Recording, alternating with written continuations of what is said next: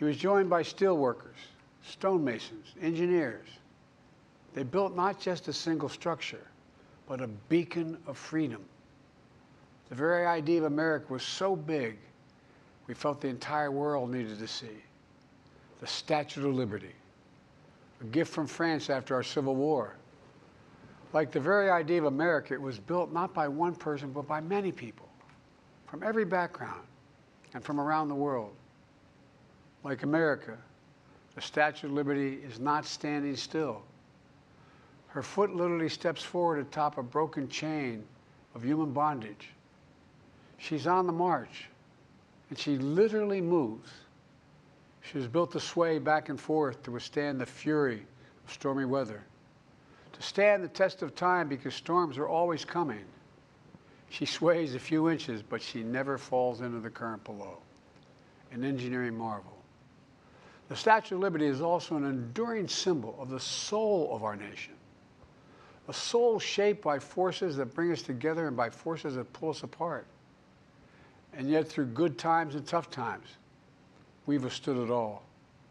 A nation of pioneers and explorers, of dreamers and doers, of ancestors native to this land, of ancestors who came by force, a nation of immigrants who came to build a better life, a nation holding the torch of the most powerful idea ever in the history of the world, that all of us are created equal, that all of us deserve to be treated with dignity, justice, and fairness, that democracy must defend and be defined and be imposed, moved in every way possible. Our rights, our freedoms, our dreams. But we know the idea of America, our institution, our people, our values that uphold it are constantly being tested. Ongoing debates about power and the exercise of power, but whether we lead by the example of our power or the power of our example, whether we show the courage to stand up to the abuse of power or we yield to it. After 50 years at the center of all of this, I know that believing in the idea of America means respecting the institutions that govern a free society, the presidency, the Congress, the courts, a free and independent press, institutions that are rooted, they just might not reflect the timeless words, but they echo the words of the Declaration of Independence. We hold these truths to be self-evident. Rooted in the timeless words of the Constitution, we the people. Our system of separation of powers, checks and balances. It may not be perfect, but it's maintained our democracy for nearly 250 years, longer than any other nation in history that's ever tried such a bold experiment. In the past 4 years, our democracy has held strong. And every day I've kept my commitment to be president for all Americans through one of the toughest periods in our nation's history. I've had a great partner in Vice President Kamala Harris. It's been the honor of my life to see the resilience of essential workers getting us through a once-in-a-century pandemic, the heroism of service members and first responders keeping us safe, the determination of advocates standing up for our rights and our freedoms instead of losing their jobs to an economic crisis that we inherited. Millions of Americans now have the dignity of work. Millions of entrepreneurs and companies creating new businesses and industries, hiring American workers, using American products.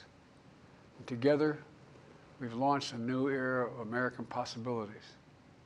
One of the greatest modernizations of infrastructure in our entire history, from new roads, bridges, clean water, affordable high-speed internet for every American. We invented the semiconductor, smaller than the tip of my little finger, and now is bringing those chip factories and those jobs back to America where they belong, creating thousands of jobs. Finally, giving Medicare the power to negotiate lower prescription drug prices for millions of seniors.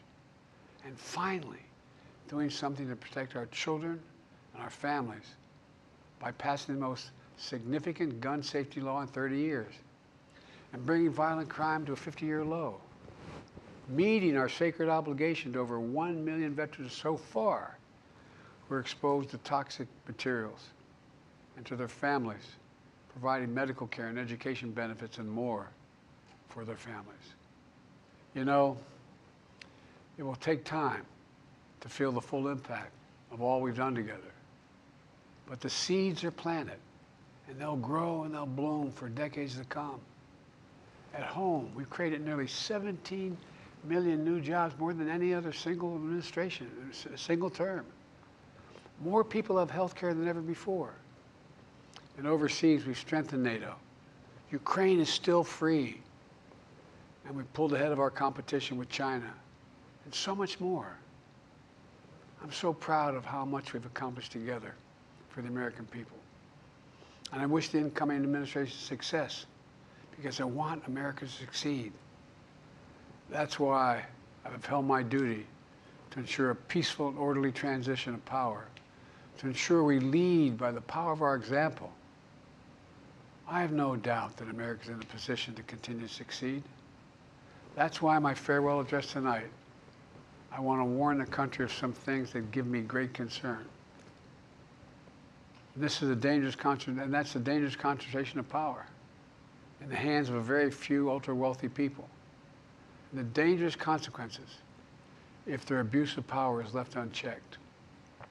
Today, an oligarchy is taking shape in America of extreme wealth, power, and influence that literally threatens our entire democracy, our basic rights and freedoms, and a fair shot for everyone to get ahead. We see the consequences all across America, and we've seen it before, more than a century ago.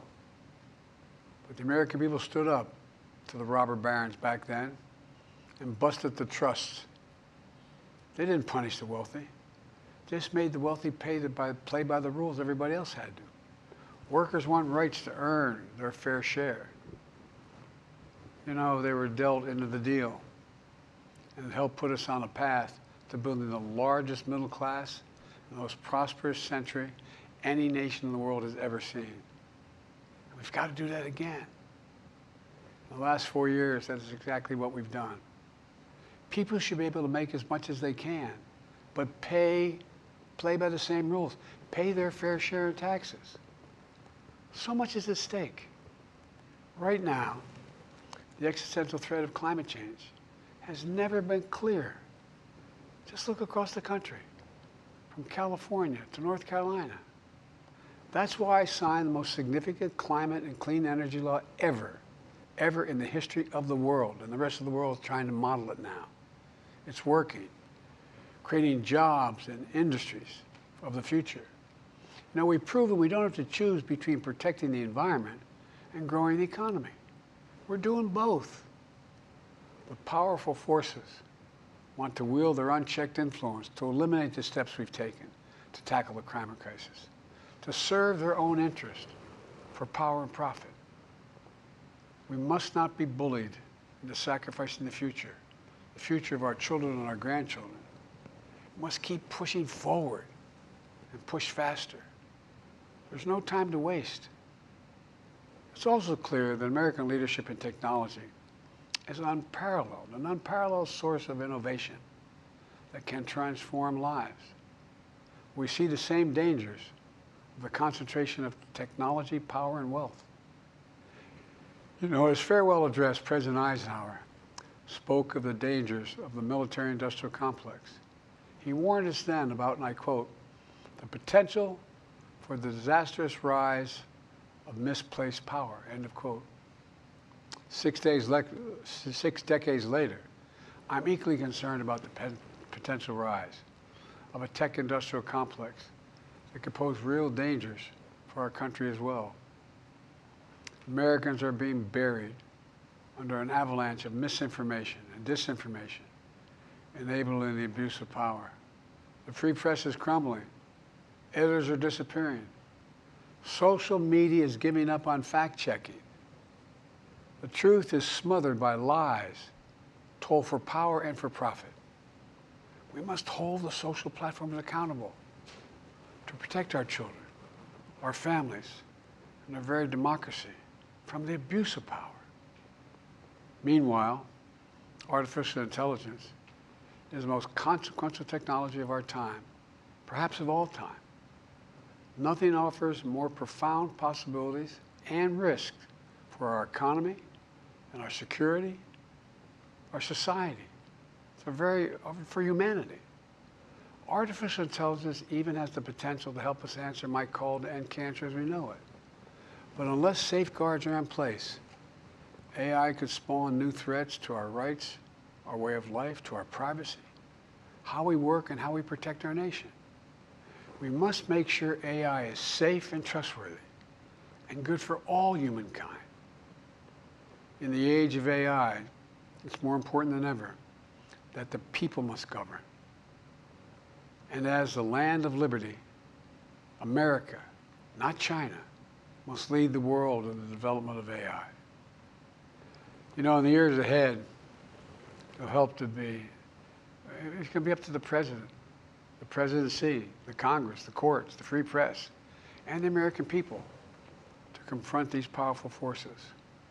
We must reform the tax code, not by giving the biggest tax cuts to billionaires, but by making them begin to pay their fair share. We need to get dark money. That's that hidden funding behind too many campaigns contributions. We need to get it out of our politics. We need to enact an 18-year time limit, time and term, for the strongest ethics reforms for our Supreme Court. We need to ban members of Congress from trading stock while they're in the Congress. We need to amend the Constitution to make clear that no president is immune from crimes that he or she commits while in office. The president's power is not limited. It's not absolute, and it shouldn't be. And in a democracy, there's another danger to the concentration of power and wealth. It erodes a sense of unity and common purpose. It causes distrust and division. Participating in our democracy becomes exhausting and even disillusioning. And people don't feel like they have a fair shot. We have to stay engaged in the process. I know it's frustrating. A fair shot is what makes America, America. Everyone's entitled to a fair shot. Not a guarantee, but just a fair shot. An even playing field. Going as far as your hard work and talent can take you. We can never lose that essential truth, remain who we are. I've always believed, and I've told other world leaders, America can be defined by one word: possibilities. Only in America do we believe anything is possible. Like a kid with a stutter from modest beginnings in Scranton, Pennsylvania, and Claremont, Delaware, sitting behind this desk in the Oval Office as President of the United States. That's the magic of America. It's all around us. Upstairs in the residence of the White House, I've walked by a painting of the Statue of Liberty I don't know how many times. In the painting, there's several workers climbing on the outstretched arm of the statue that holds the torch. It reminds me every day I pass it of the story and soul of our nation and the power of the American people. There's a story of a veteran. This is a veteran, the son of an immigrant, whose job was to climb that torch and polish the amber panes so rays of light could reach out as far as possible. He was known as the keeper of the flame. He once said of the Statue of Liberty, quote, "speaks a silent universal language, one of hope that anyone who seeks and speaks freedom can understand." Yes, we sway back and forth to withstand the fury of the storm, to stand the test of time. A constant struggle, a short distance between peril and possibility. But what I believe is the America of our dreams is always closer than we think. And it's up to us to make our dreams come true. Let me close by stating my gratitude to so many people, to the members of my administration, as well as public service and first responders across the country and around the world. Thank you for stepping up to serve. to our service members and their families. It's been the highest honor of my life to lead you as Commander-in-Chief. And of course to Kamala and our incredible partner, the historic Vice President. She and Doug have become like family. And to me, family's everything. My deepest appreciation to our amazing First Lady who's with me in the Oval today. For our entire family. You're the love of my life and the lives of my love. My eternal thanks to you, the American people. After 50 years of public service, I give you my word. I still believe in the idea for which this nation stands. A nation where the strength of our institutions and the character of our people matter and must endure. Now it's your turn to stand guard. May you all be the keeper of the flame. May you keep the faith. I love America. You love it too. God bless you all. And may God protect our troops. Thank you for this great honor.